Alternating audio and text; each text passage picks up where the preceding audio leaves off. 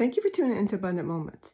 If you've been in church, then you've probably heard what Solomon said in Proverbs 23, as a man thinketh in his heart, so is he. And we know this is so true. Our thoughts are so powerful and so important.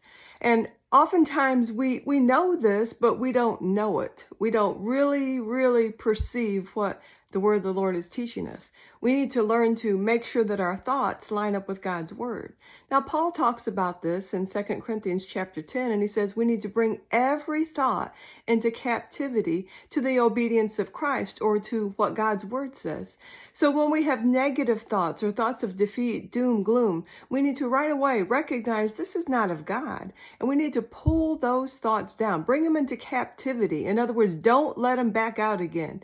Get a hold of God's word and confess God's word over your life, what God says about the situation, because our thoughts are so powerful.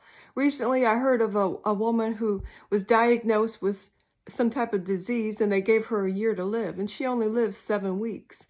And what had happened is she had just gave up. She thought, well, I'm dying, and she just gave up.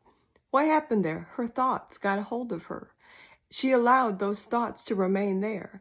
And we need to realize this is so powerful. As we think, so are we. When we think defeat, when we think death, when we think sickness and disease and poverty and lack, when we think all of these things, that's how we're going to be. So we have to bring those thoughts into captivity to what God says.